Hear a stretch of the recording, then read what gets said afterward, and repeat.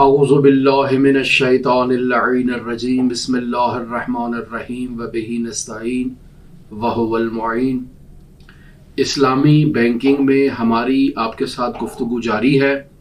और हमारी ये कोशिश है कि मुरव्वजा बैंकिंग सिस्टम से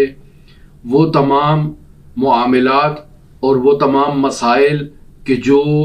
इस्लामी तालीमात के बरखिलाफ हैं उन्हें हज़्फ किया जाए और बैंक को इस्लामी तालीमात में ढाला जाए और उसकी इस्लामाइजेशन की जाए।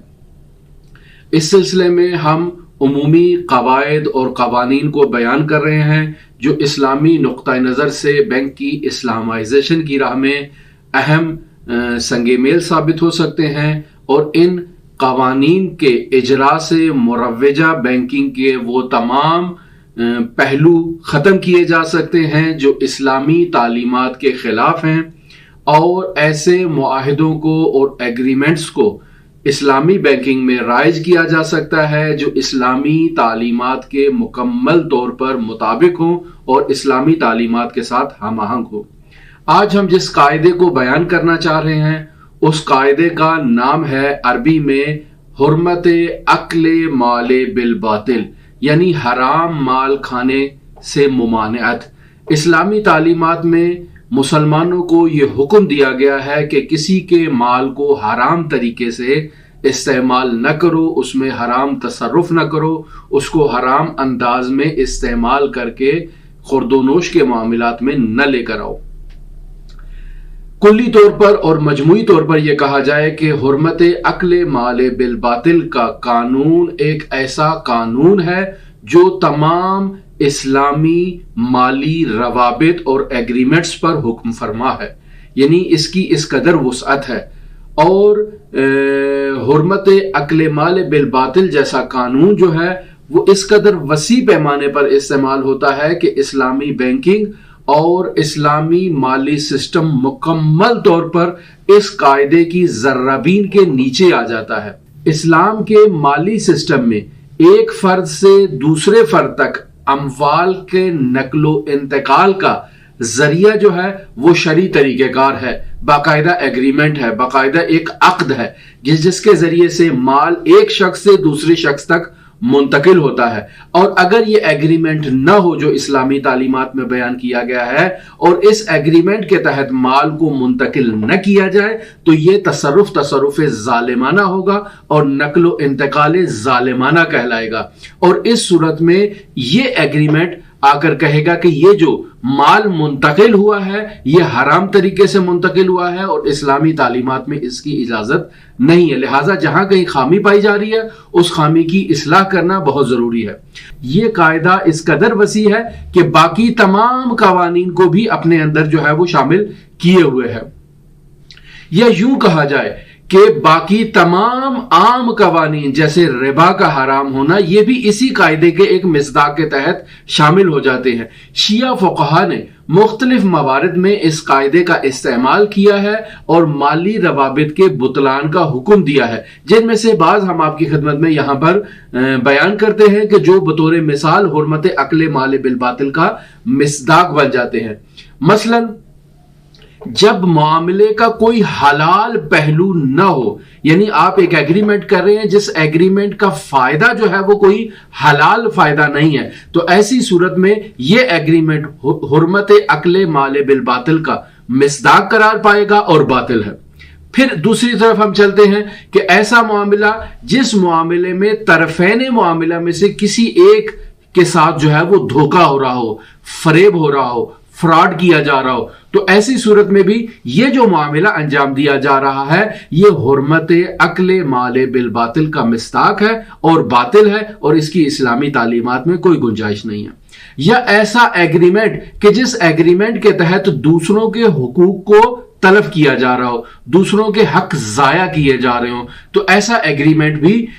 हुर्मत अक्ल माल बिल बातिल का मिस्ताक है। یا ایسا معاملہ جس سے فساد یا فعل حرام کو تقویت مل رہی ہو، یعنی معاشرے میں کوئی حرام کام رائج ہو رہا ہو، تو یہ ایگریمنٹ بھی حرمت عقل مال بالباطل کا مصداق ہے اور حرام ہے۔ یا ایسے تمام موارد کہ جو اسلامی حکومت کے ضعف کا باعث بنے، ان موارد میں ایگریمنٹس جو ہیں وہ حرمت عقل مال بالباطل کا مصداق ہے اور اسلامی تعلیمات میں حرام ہے۔ بینکوں کو قطعی طور پر اجازت نہیں ہے کہ وہ ایسے ایگریمنٹس سائن کریں کہ جن سے اسلامی حکومت کو نقصان پہنچے۔ دلیل اجتہادی کیا ہے اس قاعدے کے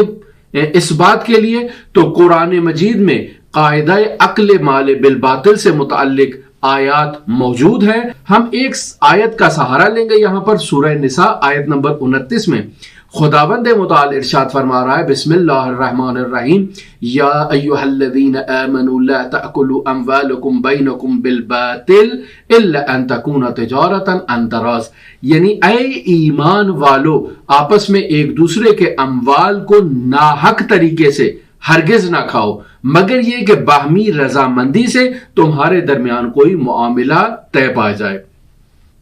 اس آیت کے ذیل میں متعدد روایات ذکر ہوئی ہیں اور ان روایات میں سے اکثر روایات میں عقل مال بالباطل کے مصادیق کو بیان کیا گیا ہے۔ مثلا سود خوری، ربا خوری پر مشتمل جتنے بھی معاملات ہیں یا ایگریمنٹس ہیں وہ اس آیت کا مصداق قرار پائیں گے اور حرمت عقل مال بالباطل انہیں شامل ہے۔ یا ہم نے قمار کے متعلق آپ کی خدمت میں گفتگو کی، اور قمار سے متعلق جتنے بھی ایگریمنٹس ہیں جو اسلامی مالی روابط میں یا اسلامی بینکنگ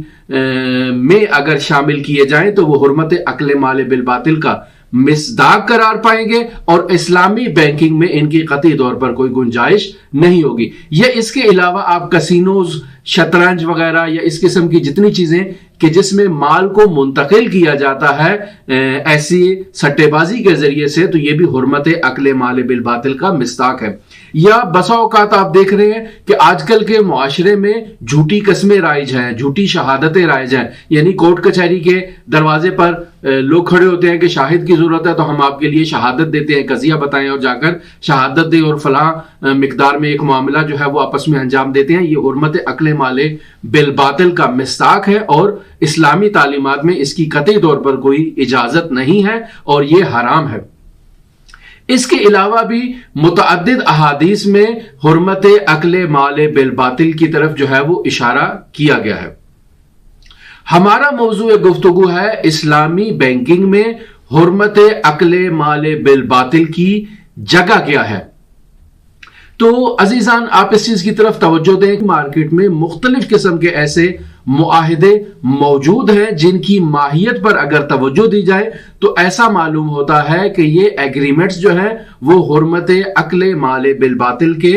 مصداق ہے، لہٰذا اسلامی تعلیمات میں ان کی کوئی گنجائش نہیں ہے۔ بطور مثال ہم کہتے ہیں کہ ایک ایسا ایگریمنٹ جس کے تحت ایک شخص نے بینک سے کچھ سہولیات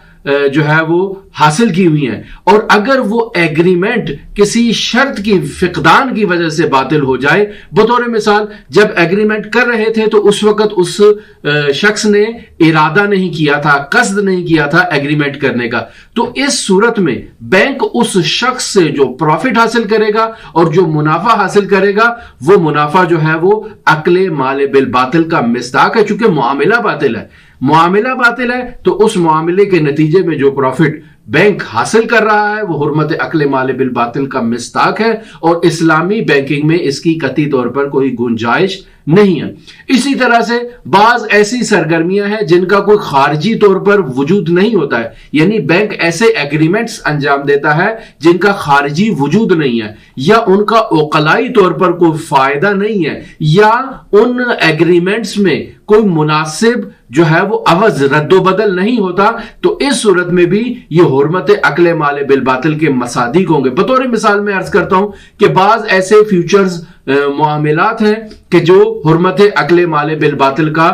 مصداق قرار پاتے ہیں، یا اسٹاک مارکیٹ کے اشاریہ جات پر تجارت کا آپشن جو ہے وہ اس قسم کے مصادیق میں شامل ہو سکتا ہے، یا ہیرمی ڈھانچوں پر مشتمل جو ہے وہ ایگریمنٹس، مالی ایگریمنٹس جو ہے وہ حرمت عقل مال بالباطل کا مصداق ہے، یا کرنسی انڈیکس پر فارکس وغیرہ جو ہیں یہ بھی مالی روابط جو ہے وہ اس قسم کے بھی حرمت اکل مال بالباطل کا مصداق قرار پا سکتے ہیں۔ اسی وجہ سے شیعہ اور اہل سنت فقہا نے اس قسم کے معاہدے کو شرعی نقطہ نظر سے باطل قرار دیا ہے۔ وہ تمام ایگریمنٹس جو اس حرمت اکل مال بالباطل کے مصداق میں آئیں گے، لہٰذا ہمیں تمام مالی روابط کی اور مالی جو سسٹم ہے اس کو مکمل طور پر ذربین کے ذریعے سے چیک کرنا ہوگا کہ کون کون سا ایگریمنٹ جو ہے وہ حرمت اکل مال بالباطل کا مصداق ہے اور اس کا مصداق قرار پا کر حرام ہو رہا ہے، لہٰذا اس ایگریمنٹ کی اصلاح کی جائے اور اس کو اسلامی تعلیمات کے مطابق ڈھالا جائے